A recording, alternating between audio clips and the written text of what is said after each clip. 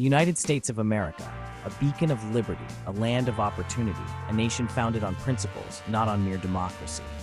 We are a republic, not a pure democracy, a system carefully crafted to uphold individual rights and prevent the tyranny of the majority.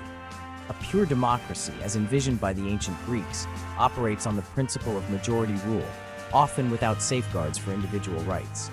In such a system, the will of the many can easily trample the rights of the few, leading to instability and injustice.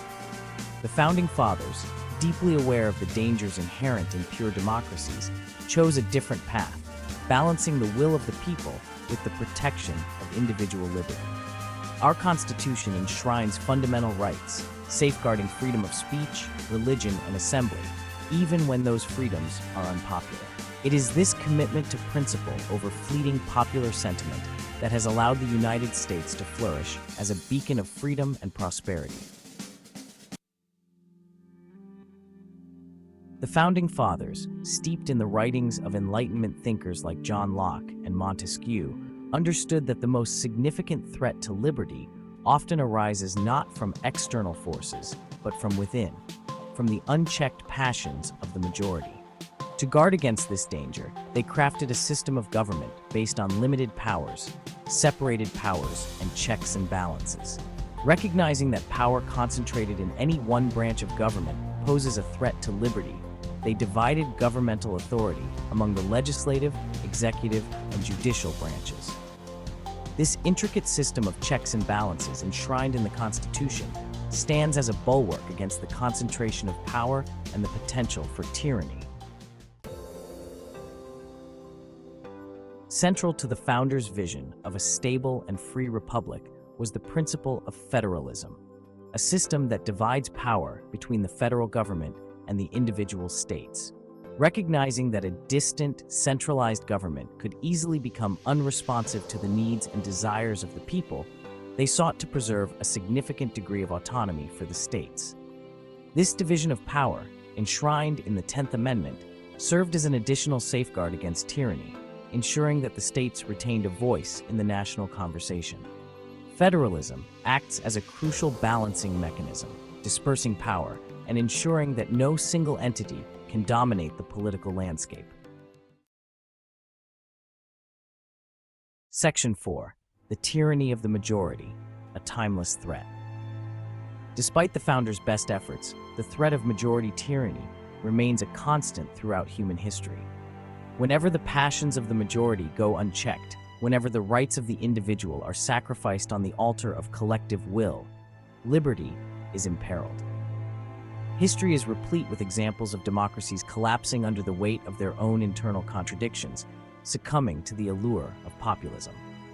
The French Revolution, initially a noble quest for liberty and equality, descended into chaos and bloodshed as the unrestrained passions of the mob led to the Reign of Terror. These cautionary tales serve as a stark reminder that the price of liberty is eternal vigilance, a constant awareness of the fragility of freedom and the ever-present potential for tyranny.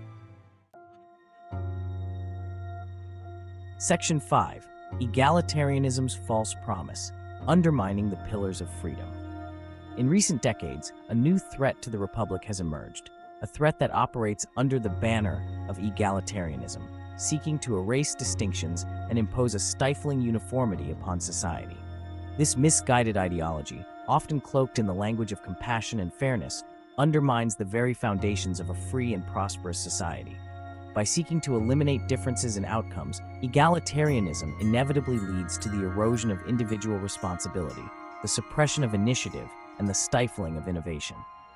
This expansion of government power, in turn, erodes individual liberty, transforming citizens into dependents beholden to the state. Section 6. Preserving the Republic, a call to action. The American experiment, this bold endeavor in self-government, faces challenges both from within and without. To preserve the Republic for future generations, we must resist the allure of egalitarianism, reaffirm our commitment to individual liberty, and rededicate ourselves to the principles enshrined in the Constitution. This means resisting the temptation to cede more power to the federal government, instead embracing the principles of federalism and local control. It means fostering a culture of individual responsibility, where individuals are empowered to chart their own course and reap the rewards of their efforts.